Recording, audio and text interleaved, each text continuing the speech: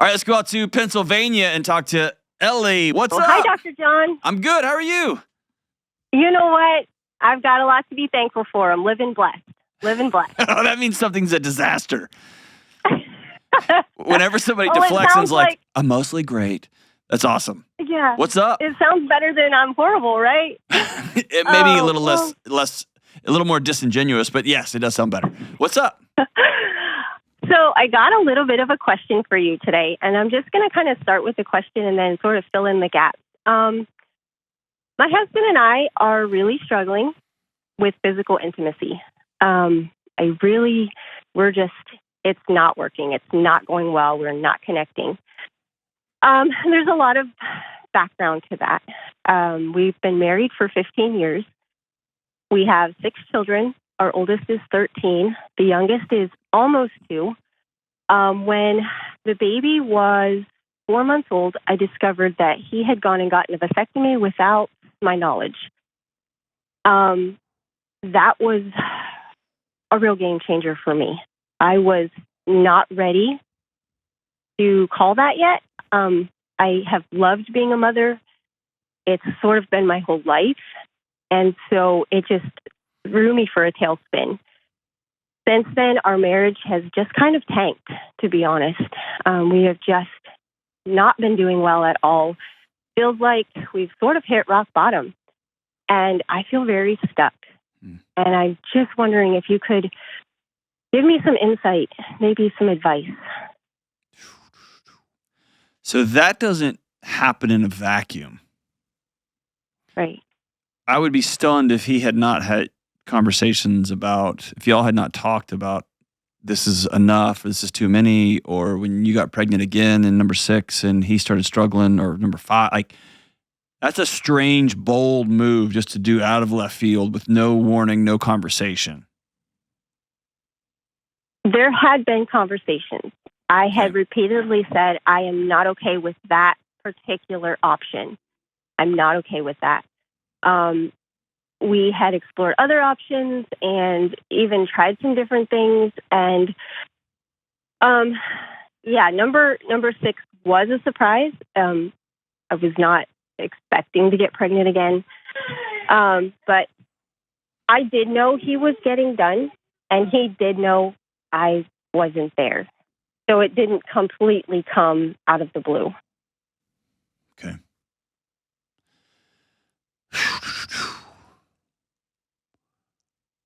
So the only way I know how to answer some of these questions that I know are going to get me in trouble no matter what I say is just to give you what's just right at the top of my soul right now. Is that okay? Yes, please. So I believe strongly that when couples get married, when you say I'm all in on you and you're all in on me, that we make decisions like this together. Mm-hmm. I also like to flip things around gender-wise and see how does it play on the other side. I'm trying to imagine a guy calling in saying, I told my wife that she's gonna, and she went and had a hysterectomy or some sort of procedure, and hysterectomy is a hold. You can't hide that one, but went and had a procedure done. And my first thought would be, hey, dude, that's her body. Like, if she doesn't want to go through all of that again. Mm-hmm. And so I'm flipping that around, and I know childbirth is incredibly different for a woman's body than a man's body. But I have to say, it had to have been a nuclear option for him to do that. Like, there had to be, like, he knew going into that, I'm going to blow up everything, and it's worth it because I can't keep doing this. And whenever somebody does that, I guess I just, maybe this is a fault of mine, but I get real empathetic really fast to think, what must have, same as if somebody's like struggling with alcohol. My first thought isn't, I can't believe you're drinking. My first thought is, my God, what has happened in your life that the only way you can get through a day is like this? And so I have to ask, and I'd love to talk to him. I'd love to ask, like, dude, what was happening in your life that you knew I might blow up everything, but I cannot do another kid? I can't. I'm out. I've lost my wife. I've lost my home. I'm scared of finances. Whatever the thing is, that just feels like such a nuclear option. So I guess for both of you, my shoulders drop. And my hope would be that after 15 years and 6 kids, y'all have been through a lot of ups and a lot of downs, that when somebody pulls a nuclear option like that, that it is not everybody goes running for the hills, but it is a, whoa, what just happened here? And it brings you closer together. At least, maybe not closer together, but at least brings you to the table. For you to say, was I that bad? Or was I that unreasonable? Or maybe I didn't hear you right. Or we have to reimagine our life now because I imagine it's with 8 kids and you just set the nuclear option, right? And so I get such a violation.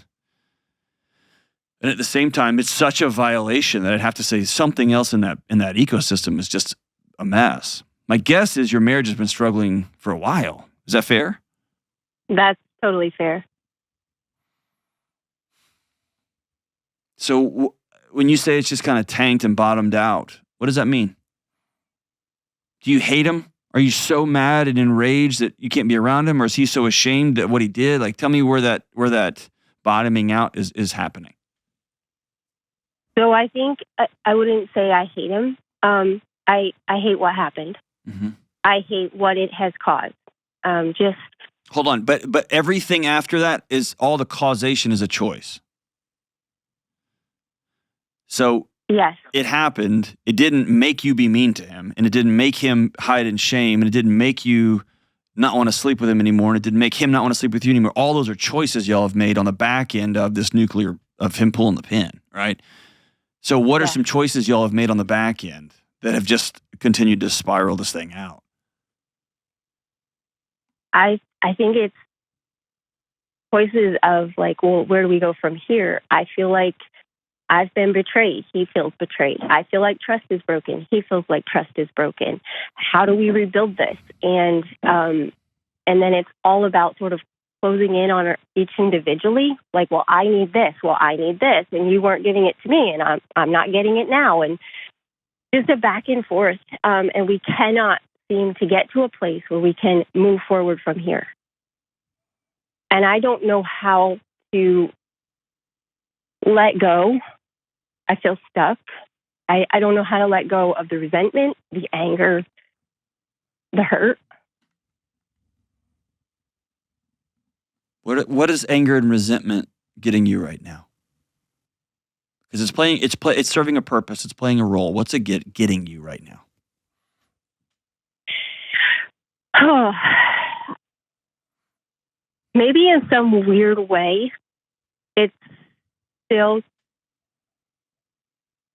means that my opinion's in play. Because I felt like he completely disregarded how I felt about this. I don't think so. I think he absolutely took into consideration your opinion. I think what you can't wrap your head around is you didn't get your way. Okay. And that's a totally different thing. He can hear so what do I do with that? You tell me. You've got 6 beautiful kids. You have a family of 8. Mm-hmm. You had a picture where it's going to be a family of 10 or a family of 9. That picture's now gone. So you tell me what comes next. Do you simmer in anger and resentment and despair? Or do you sit down with your husband and say, Mike, it was so important for me that we have more. And you violated that and you snuck around me and did it. And he says, I know, because you wouldn't hear me out. And then you both say, will you build something completely new from the floor up with me? That's the only way forward. There is no going back. There's no going backwards to this. Like, I don't know, maybe you could get it reversed. So are you just saying lock the feelings up and just not go there? No. Like, I don't know what to do with the feelings. I'm saying you have chained yourself, you have hitched yourself to your feelings. Feelings are very, very important, but they often lie to us and they don't tell us the truth. They are not feelings are not truth tellers. That's not their job. Their job is to get our attention. Mm-hmm. Okay. And so your body may feel like, I hate that guy. And that's why challenging those feelings, writing them down and challenging them. Do I really hate that guy? No, but I'm really, really heartbroken in what he did. And grief demands a witness. I don't think you've grieved this. I think you're at war. And again, let me say this. If he was on the phone, I would say, dude, what were you doing? But he's not on the phone. So I can only talk to you. And what you're doing is you're poisoning your home, hoping it kills him, but it's killing you. Yeah. Yeah. And affecting our children and just the whole environment. Absolutely. Is this a deep betrayal? Yes. Is it also his body? Yes. Does that make this super messy? Yes. But it sounds less like he didn't listen to my opinion. It sounds more like I didn't get my way. And that turns it into a he won and I lost and I don't lose, not in my house. And I'm just going to tell you that attitude in a marriage is a recipe for this thing ends. And you end up with as a single mom with 6 kids. Yeah, I don't want to go there. I know you don't. But also, if you don't want to go there, you have to put in the work to build something completely new. So before this happened, after kid 3 or after kid 4, what was the challenges in your marriage? Ooh, finances were a challenge. Just both of us have strong wills. And so conflict was present all the time.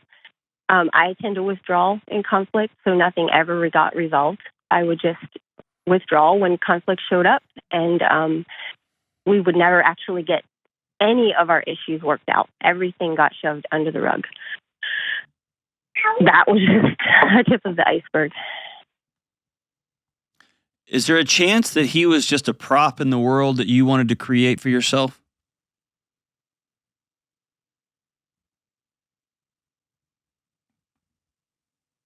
I've never thought of it that way, but maybe. Often when other people are playing a part in our picture of our life, when they don't do what we want them to do as a part of that picture, we go to war. We don't have because it's not building something together. It's Christmas is going to look like this. Mm-hmm. And if you don't do Christmas like this, then I'm going to withdraw. I'm going to fight you to the death because Christmas looks like this in my freaking picture. And that happens over what time we leave for church, and happens over what we have for dinner and when you're going to be home and what this looks like and how our kids are going to be. Because I can see on this side of it, if y'all are up till midnight stressed about finances and you want to bring 4 or 5 more kids into this thing, I can see that not computing. And also, right, the rational part doesn't. Well, but I can also see you wanting 4 more kids, and he's out buying 4-wheelers and boats and whatever, and you're like, well, if you weren't buying stupid stuff, then we could afford this big, beautiful family. But it sounds to me like he's a prop in, I will have 10 kids, or I will have 8 kids. Or even more than that, I'll get whatever I want, because this is my life. And his job is to give me what I want. And if you happen to be a prop in his life, or if he's just tired of trying to build something together, because there is no together, because it's going to be Elle's way or no way, or she just withdraws and disappears. See what I'm saying? So how can I change that? If that's who I am, how can I change that? I don't. You just made that an identity, and I don't want you to do that. I'm not going to let you get away with that. At least on the phone call. I think you're probably a great mom. And I think you have been a great wife in seasons, especially. I think you are so exhausted that you don't know what day it is.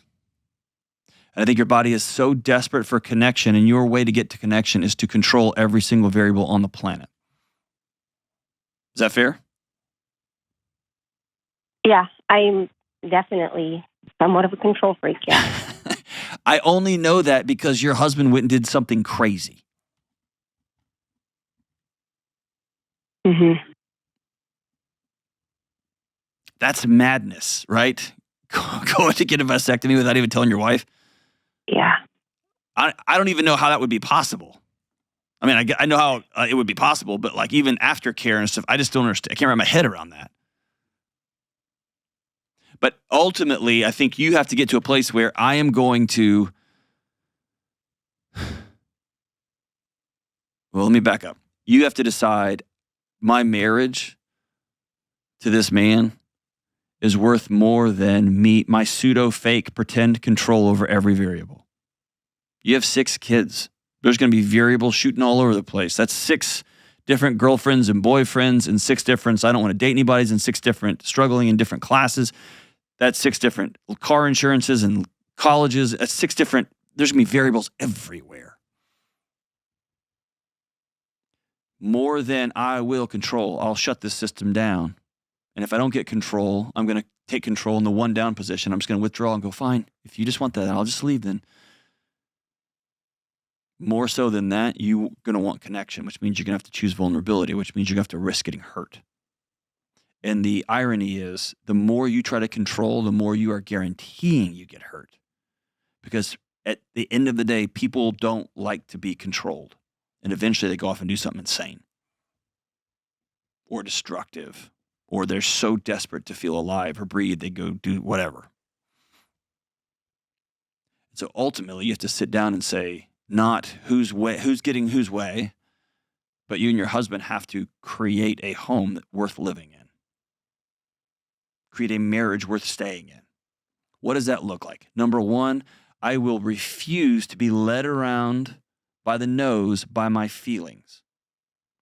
I will say my feelings out loud. I will process them. I'll have a counselor that I talk to. I'll have a couple of girlfriends that I'll talk to. I will have a journaling practice that I will commit to the end of time to write down how I feel. And then I will go do the next right thing, whether I feel like it or not. I don't feel like being nice to him because he made me what? How can I love you today? I don't feel like picking up the trash after these dumb kids. He's worked 14 hours today. I'm going to go pick up the trash. I don't feel like exercising, or if I don't feel like going to bed, I want to watch another show, I will go to bed. I'm going to go exercise. I'm going to go do what I need to do. Feelings are very important. Never smush them down. They will come out and they will destroy everything. And they don't tell the truth. That's not their job. Their job is just to get your attention. To signal something in this relationship isn't okay. Something in this relationship is not safe.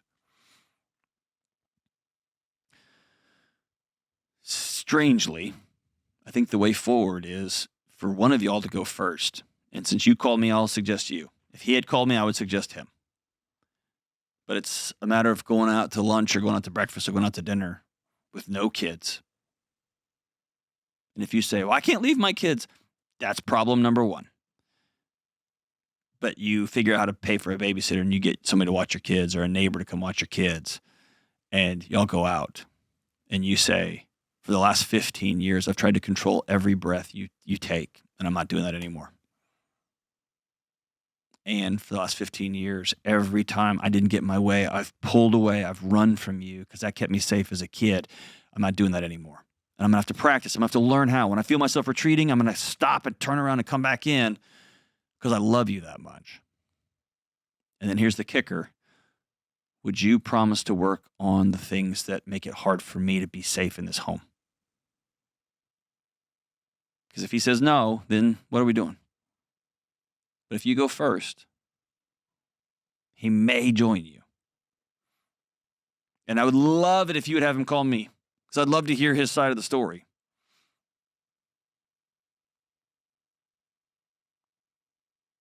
But right now is not the time for, you should get that reversed, or we're going to have to go adopt. Now is the time to stop everything and save your marriage. And you're not saving what was. The building has fallen. It has hit the ground and it has scattered everywhere. You cannot sweep up all that glass and steel and wood and smoke and rebuild that building. You got to build something completely new. And that starts with one of you saying, I'm all in these ways. Will you join me? And that's a scary, scary thing to say. Hang on the line. I'm going to send you a copy of Building an Unanxious Life. It could be a roadmap for you and your husband. What if we built a home that we both liked being in, that was loud and chaotic because we have 6 kids, but was also warm and filled with laughter and joy and a lot of weird, silly things that we do and romance and sex again? What if we chose that life and we built something new? Are you in? Thanks for the call, El. I'm so sorry. I know it's a mess on a mess on a mess.